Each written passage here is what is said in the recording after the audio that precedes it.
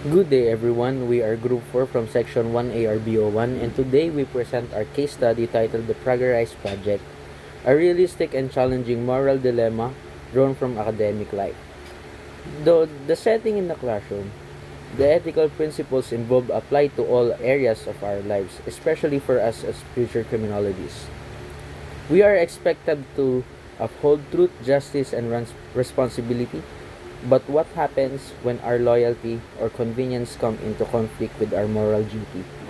To guide our analysis, we turn the ethical philosophy of Immanuel Kant and his categorical imperative, a rational, duty-based approach of evaluating what is right.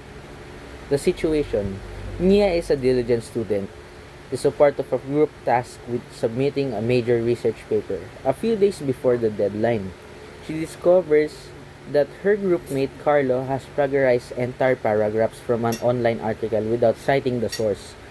When Mia confronts him, Carlo responds, "We don't have time to fix it. If we fails, this will all suffer. Just let it go. No one will check anyway." Now Mia faces a serious ethical decision. Should she report the plagiarism and risk falling from the project and her friendship with Carlo? Or should she say silent and submit the work even knowing it's dishonest? First, universality principle. Act only according to that maxim whereby you can at the same time will that it should become a universal law. Mia must ask, what is everyone did what I'm about to do? If everyone ignored the plagiarism for the sake of convenience, academic integrity would collapse, grades would lose their meaning.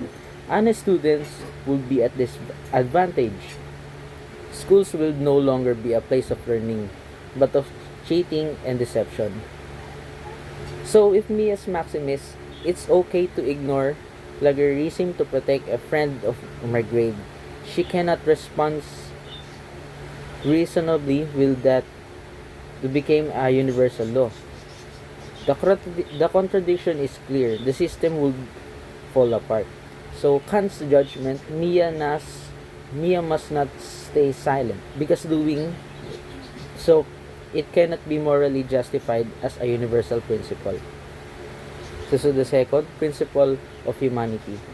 Act in such a way that you treat humanity, whether in your own person or in a person of another, always at the same time as an end, never merely as a means.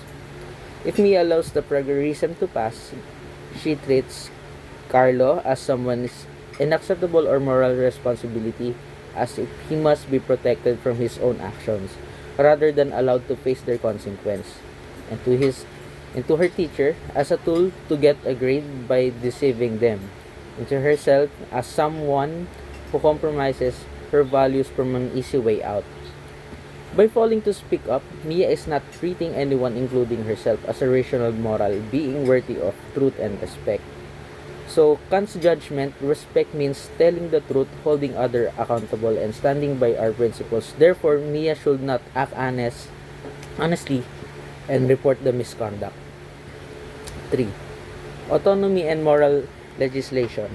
So, act only so that your will could regard itself at the same time as making universal law through its maxim. Autonomy means being a self-governing moral agent, someone who acts based on the principles that could apply to everyone, not just when it's easy.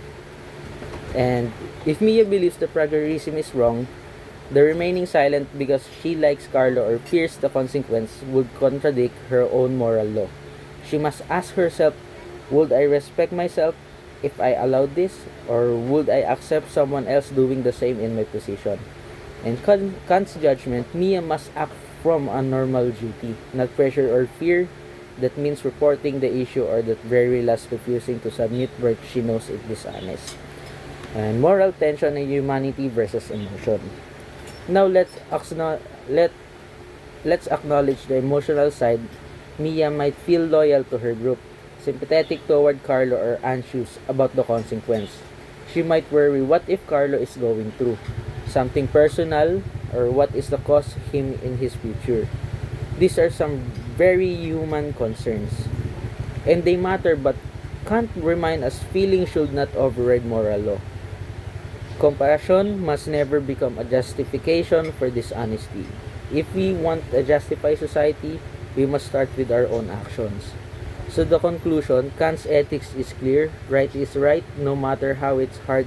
It is Mia's duty to act according to universal moral principles, to treat everyone's dignity, and to uphold academic integrity. In doing so, she doesn't just protect the value of education. She affirms her own moral character, and that, according to Kant, is the true meaning of ethics.